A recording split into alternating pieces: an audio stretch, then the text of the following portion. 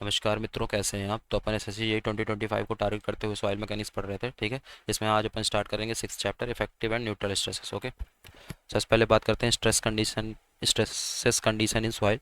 Water table condition are consider to compute the effective stress. Water table condition को consider करेंगे effective stress को compute करने के लिए। सबसे पहले टोटल स्ट्रेस की बात करते हैं। The total vertical stress acting at a point below the ground surface is due to the weight of everything including soil water and surface loading. जो टोटल वर्टिकल स्ट्रेस होता है किसी भी पॉइंट पे बिलो द ग्राउंड सरफेस, वो किसकी वजह से होता है? Due to weight of everything including soil water and surface loading, ठीक है। It it is increases with increase in height and unit weight. ये टोटल स्ट्रेस जो होता है बढ़ता है जैसे जैसे हाइट बढ़ती है और यूनिट वेट बढ़ता है, ठीक है। Sigma equal to sigma dash plus U. U क्या है? पोर प्रेशर, ठीक है। देन सिग्मा डैश क्या है? Effective stress. इफेक्टिव स्ट्रेस की बात करते हैं। It is a part of total stress that is resisted by soil particles by grain to grain interaction, ठीक है। ये इफेक्टिव स्ट्रेस जो है वो टोटल स्ट्रेस का वो पार्ट है जो कि रजिस्ट सॉइल के द्वारा रजिस्ट किया जाता है, सॉइल पार्टिकल के द्वारा रजिस्ट होता है by grain to grain interaction, ठीक है।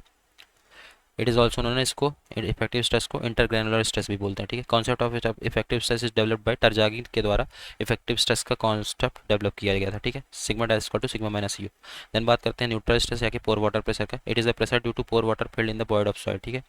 ये जो न्यूट्रल स्ट्रेस या कि पोर वाटर प्रेशर है, वो प्रेशर है ड्यू टू पोर वाटर जो कि फील्ड रहता है in the voids of soil, ठीक है। It act on all side of the particle but does not cause particle to press against the adjacent particle, ठीक है। ये पार्टिकल में सारे साइड पार्टिकल सारे साइड में लगता है, लेकिन इसकी वजह से प्रेस नहीं होता पार्टिकल, ठीक है, against adjacent particles, but does not cause the particle to press against adjacent particle.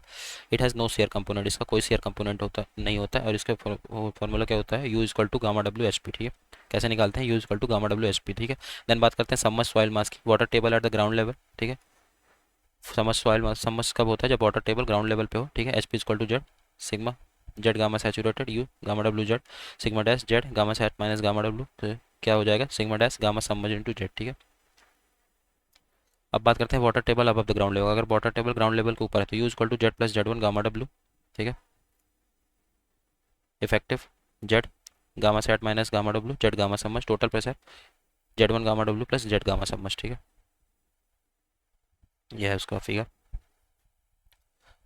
फिर बात करते हैं जब water table below the ground table रहे तब effective pressure Z one gamma plus Z minus Z one gamma समझ gamma bulk unit weight, total pressure Z one gamma plus Z minus Z one gamma saturated U Z minus Z one gamma W, ठीक है। This one is partially saturated soil, this is saturated soil, ठीक है। कुछ note है वो देख लेते हैं। When the water table rise under ground surface, तब टोटल स्ट्रेस इंक्रीज होगा, पोर वाटर प्रेशर इंक्रीज होगा, पोर प्रेशर इंक्रीज होगा और इफेक्टिव स्ट्रेस डिक्रीज होगा एंड वाइस वर्सा, ठीक है। When the water table rise above the ground surface then total stress and pore pressure equally increase और effective stress constant due to capillary effect negative pore pressure generated, so total stress wet capillary effect की वजह से negative pore pressure generate होगा जिसकी वजह से effective stress increase होगा then total pressure, ठीक है। तो यहाँ पे अपना इफेक्टिव स्ट्रेस कंप्लीट होता है। नेक्स्ट लेक्चर में अपन बात करेंगे सॉइल हाइड्रोलिक की। Okay, so thank you so much.